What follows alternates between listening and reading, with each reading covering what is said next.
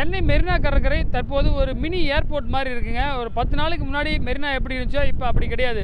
Totally வந்து பார்த்திங்கன்னா டிஃப்ரெண்ட்டாக இருக்குது. முழுக்க நிறைய தகவல் தொழில்நுட்ப சாதனங்களோடு இருக்குது. தற்போது நம்மகிட்ட இருக்கிறது யாருன்னு பார்த்தீங்கன்னா 20 ஆண்டுகளுக்கு முன்பு இதே 2003ஆம் ஆண்டு மெரினாவில் நடைபெற்ற ஏர் ஷோ வந்து பார்க்க வந்த ஒரு சிறுவன் தற்போது விமானப்படையிலே இருக்கார். அவர் வர்ணனையாளராகவும் இருக்கார். அவரிடம் கேட்கலாம். சார், உங்களுடைய வர்ணனை ரொம்ப அருமையாக இனிமையாக இருந்தது, அமேசிங்காக இருந்தது, கேட்குறதுக்கு ரொம்ப இனிமையாக இருந்தது. எப்படி உங்களுக்கு இந்த ஆர்வம் வந்தது? அனைவருக்கும் வணக்கம். ஏற்கனவே சொன்ன மாதிரி ஒரு 23 வருஷத்துக்கு முன்னாடி நானும் உங்களை மாதிரி ஒரு சிறுவனாக இந்த டிஸ்பிளேயை கண்டு கழித்தேன்.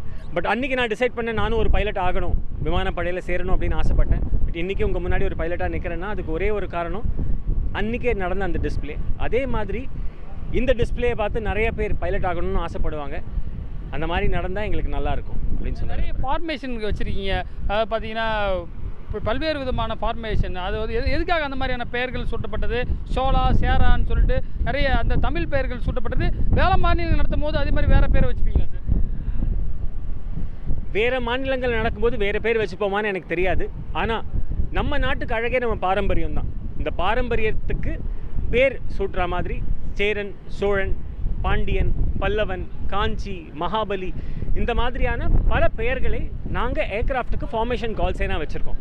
This is just a tribute to Tamil Nadu, அவ்வளோதான். சூரியகரன் இதுதான் வந்து ரொம்ப ஒரு வெளிநாடுகளில் கூட போய் அவங்க இது மாதிரி ஷோ பண்ணியிருக்காங்க. அவங்களுடைய ரோல் என்ன சார்? சூரியகிரண் மற்றும் சாரங் இவங்க எல்லாருமே என்ன மாதிரி மட்டும் இல்லாமல் நிறையா யங் ஜெனரேஷனுக்கு ஏர்ஃபோர்ஸ்க்கு வரணும் அப்படிங்கிறத தூண்டுதலுக்காக மட்டுமே they're performing all around the world. அவங்க உலகத்தில் நிறைய இடத்துக்கு போய் நிறையா தேசங்களில் பெர்ஃபார்ம் பண்ணியிருக்காங்க, நிறைய ஏர் ஷோஸில் பெர்ஃபார்ம் பண்ணியிருக்காங்க. பட் அவங்க இன்றைக்கி மரீனாவில் வராங்க அப்படிங்கிறது ரொம்ப பெருமையான ஒரு விஷயம். தீம் மியூசிக் பார்த்தா நிறைய தளபதி சாங்ஸு, தலைவர் சாங்ஸு, இது மாதிரி நிறைய தீம் மியூசிக் போட்டிங்க. அந்த இது எப்படி சார் செலக்ட் பண்ணீங்க? மக்களுக்கு பிடிச்சது, அவ்வளோதான்.